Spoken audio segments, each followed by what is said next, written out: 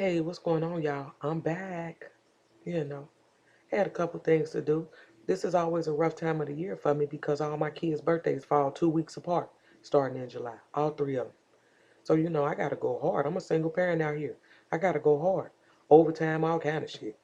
Got to happen, you know.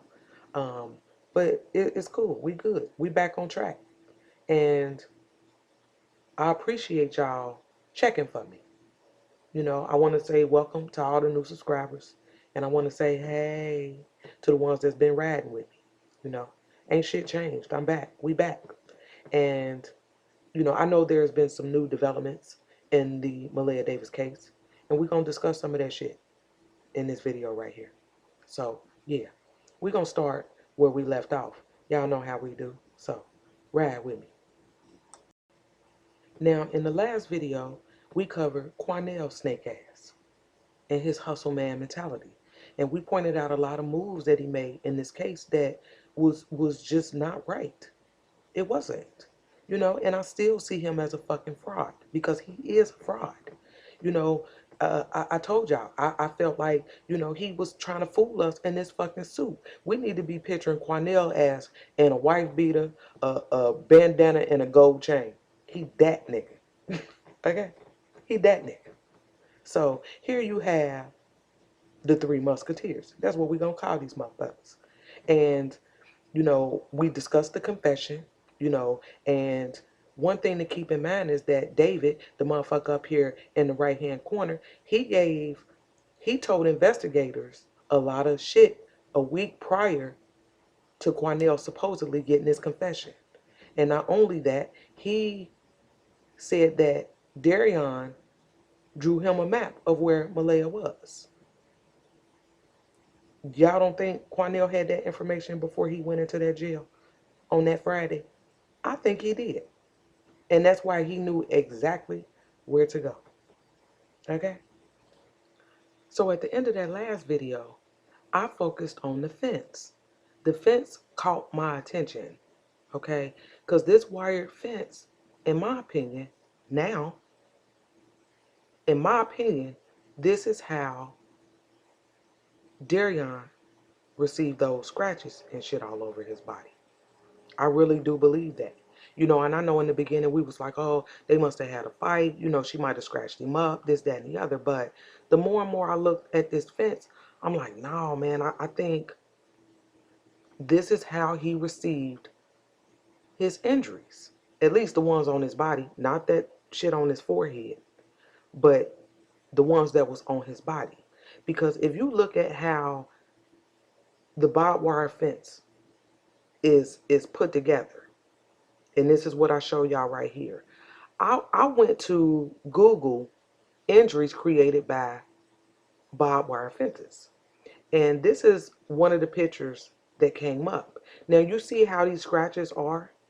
And it kind of aligns with the barbed wire fence. So if you look at this image, and then you look at the injuries to Darion, in my opinion, they're similar. They're similar.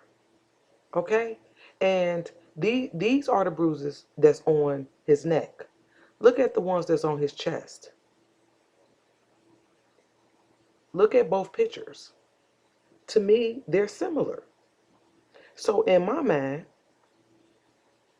this is how he received those injuries. Okay?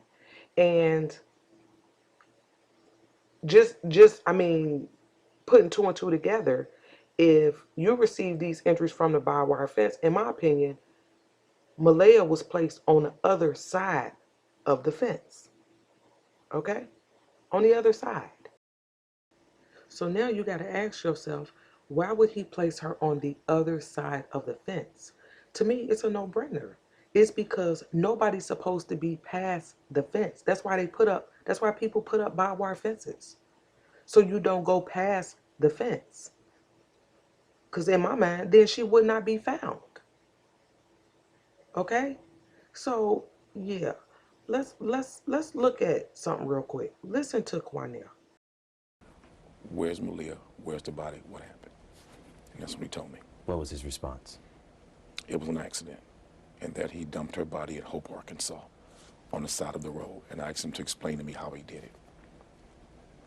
Because he seemed specifically very precise where it was and what he did. When you say precise, you say Hope, Arkansas. Yeah, I mean, it was clear. It was clear. He was detailed about when he took the exit, when he stopped the vehicle, where he stopped the vehicle, and what he did. He was clear. And I was like, are you sure it wasn't further down this way? Are you sure that you're not getting your markers mixed? He said, no, I'm sure that's what. In fact, he said to me, no, this is what I did, this is where it was. So he was just too precise for this not to be true. He was to the point. It wasn't like he was guessing. He told me exactly where it is in Arkansas, that he dumped the body in Arkansas, and he was very specific with the amount of distance and time.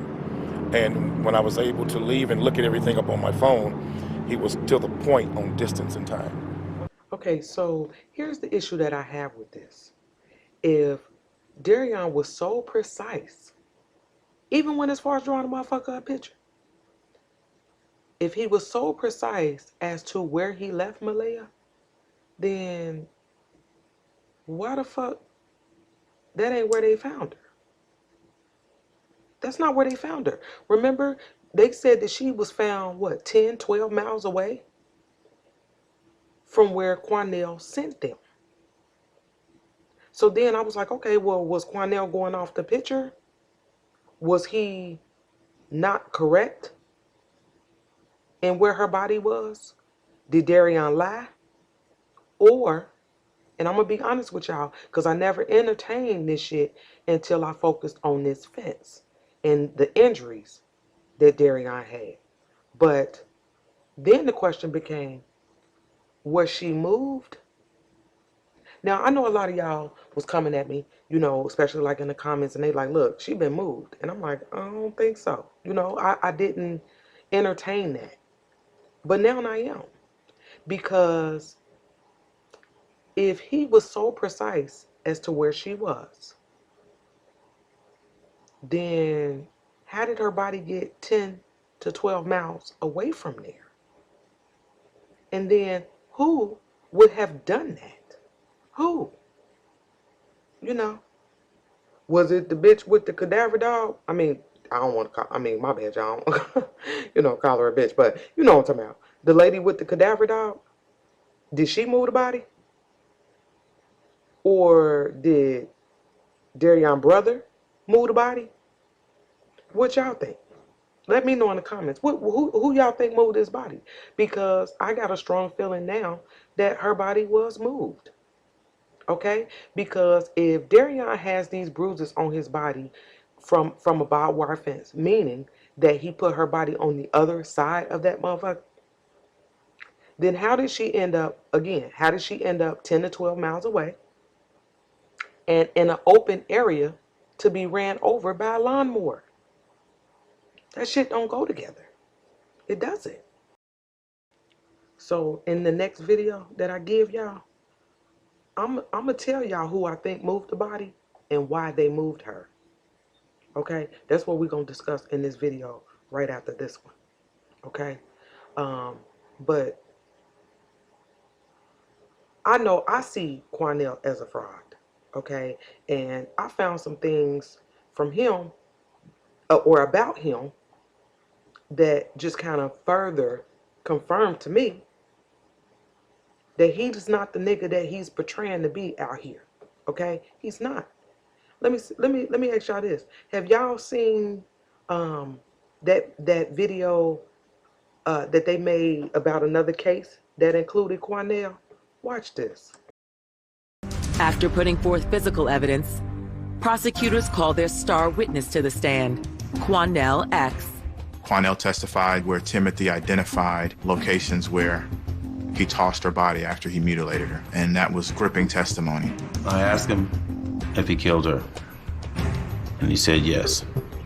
Quanell's testimony is riveting, but some in the courtroom question his credibility. He's a controversial character. He has done time for selling drugs. He has now made a name for himself for standing up for minority rights in the city. When I first saw that, I was like, what? So not only is he the hustle man, so he out here selling drugs, But this nigga done time, okay, for selling drugs.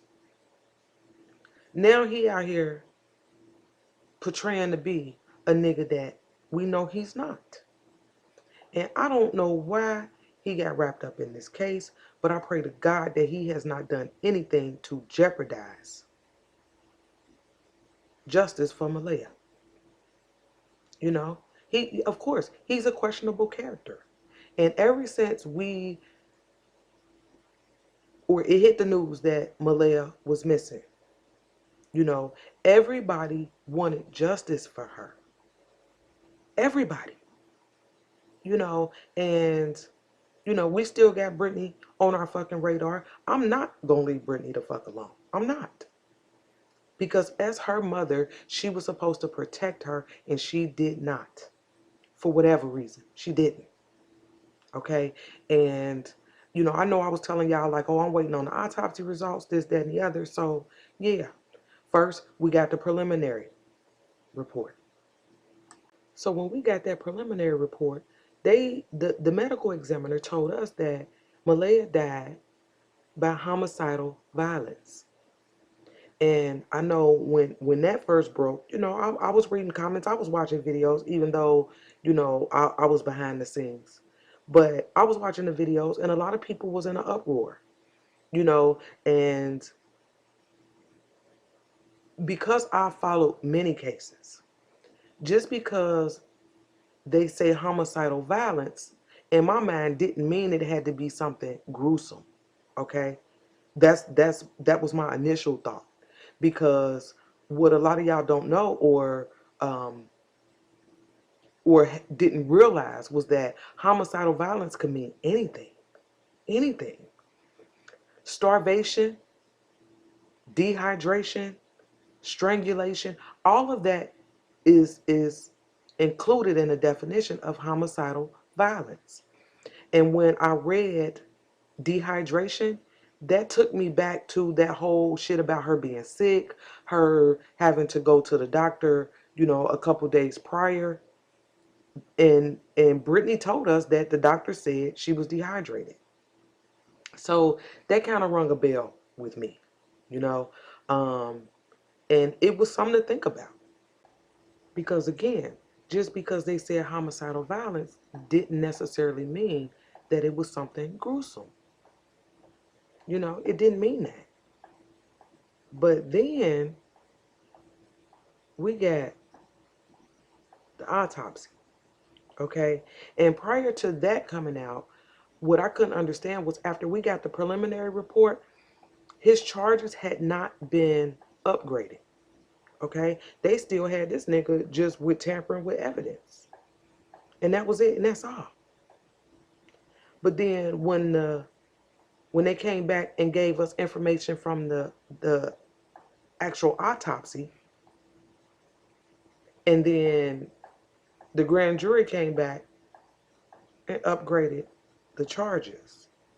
Yeah, it was fucked up, man. It was fucked up. I couldn't wrap my mind around it. I couldn't. They came back and told us that the prosecutors had enough evidence to charge Darion with intentionally and knowingly causing serious bodily injury to a child younger than 15 years of age. And I was like, holy shit. I couldn't believe it.